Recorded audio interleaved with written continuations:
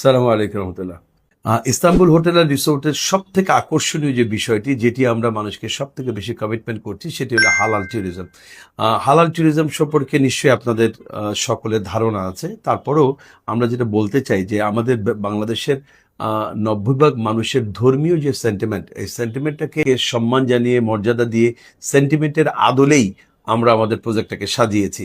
আমাদের এখানে আপনি নারী পুরুষের অবাধ মেলামেশা, অথবা এখানে সামাজিক অস্থিরতা তৈরি করে, অথবা অনৈতিক কোনো কর্মকাণ্ড, অথবা মাদক জাতীয় কোনো দ্রব্যাদি আমাদের এখানের ইনশাআল্লাহ তাআলা কোনো সম্পৃক্ততা থাকবে না। একই সাথে আমরা যারা আসবেন এখানে, বেড়াতে আসবেন, তাদেরকে আমরা পূর্ণ নিরাপত্তার সাথে ধর্মীয় অনুশাসন মেনে এখানে থাকার এবং আনন্দ ও বিনোদন উপভোগ করার যাবতীয় ব্যবস্থা আমরা করব। আমরা এটা বলতে চাই যে হালাল ট্যুরিজমে ইস্তাম্বুল হোটেল অ্যান্ড রিসোর্ট বাংলাদেশের পথিকৃৎ হবে।